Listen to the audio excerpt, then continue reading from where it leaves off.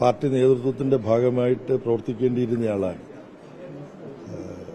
സഖാവ് വേർപെട്ടിട്ട് 1 വർഷമായി എന്ന് വിശ്വസിക്കാൻ കഴിയുന്നില്ല. സഖാവ് സീതാറാമിനെ പോലെയുള്ള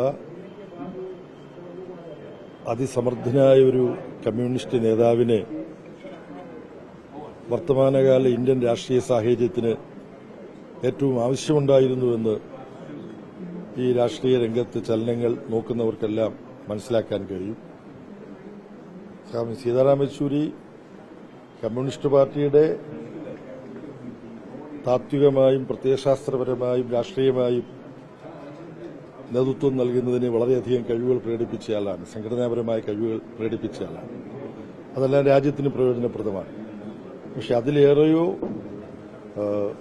അതിനേക്കാളും ആഴത്തിലോ ഇന്ത്യൻ രാഷ്ട്രീയത്തിൽ പതിഞ്ഞുകിടക്കുന്ന അദ്ദേഹത്തിന്റെ സംഭാവന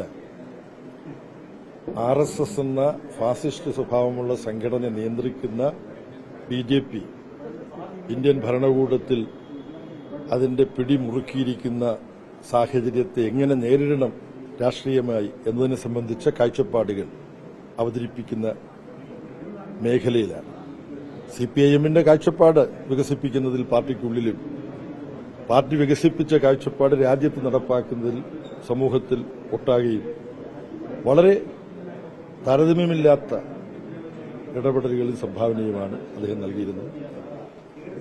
സീതാറാമിന്റെ മരണത്തെ തുടർന്ന് താൽക്കത്തോട ഇൻഡോർ സ്റ്റേഡിയത്തിൽ ചേർന്ന അനുശോചന യോഗത്തിൽ ലോക്സഭയിലെ പ്രതിപക്ഷ നേതാവ് ശ്രീ രാഹുൽ ഗാന്ധി പറഞ്ഞത് നിങ്ങൾക്ക് ഓർമ്മയുണ്ട്.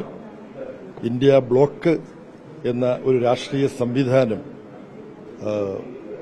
ബിജെപിയുടെ ഹിന്ദുത്വ കോർപ്പറേറ്റ് ആധിപത്യത്തിനെതിരെ വികസിപ്പിച്ചെടുക്കുന്നതിൽ സീതാറാം യെച്ചൂരിയുടെ സംഭാവന വളരെ വിലപ്പെട്ടതാണ് എന്ന് പ്രതിപക്ഷ നേതാവ് ശ്രീ രാഹുൽ ഗാന്ധി തന്നെ പറഞ്ഞത് നിങ്ങൾ ഓർക്കുന്നുണ്ടാവും.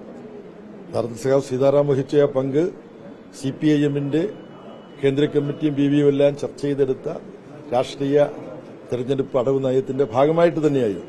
പക്ഷെ അത് വളരെ സർഗാത്മകമായി നടപ്പാക്കുന്നതിൽ സഖാവ് യെച്ചൂരിയുടെ നേതൃത്വ പാഠവും വിസ്മരിക്കാൻ കഴിയുന്നതല്ല.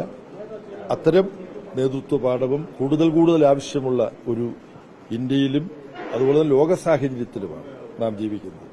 ഇന്ത്യയുടെ വിദേശ നയം പൂർണ്ണമായി അമേരിക്കയ്ക്കൊപ്പം നിൽക്കുന്ന ഇസ്രയേലിനും കീഴടങ്ങുന്നതാണ്.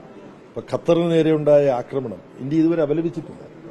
സീതാറാം ഉണ്ടായിരുന്നെങ്കിൽ ആ വിഷയത്തിലെല്ലാം എങ്ങനെ ഇടപെടുമായിരുന്നു എന്നുള്ളത് കൂടി ഓർത്തുകൊണ്ടാണ് സിപിഐഎമ്മും ഞങ്ങളുമൊക്കെ ആ വിഷയത്തിൽ പ്രതികരിക്കുന്നത്. അപ്പോൾ ഒരു തരത്തിലും നികത്താൻ കഴിയാത്ത ഒരു നഷ്ടമാണ് എന്നുള്ളത് ഒരു സാധാരണ ഒരാൾ വേർപെടുമ്പോൾ പറയുന്ന ഒരു ഉപചാരവാക്കല്ല, എല്ലാവർക്കും അനുഭവപ്പെടുന്ന കാര്യമാണ്.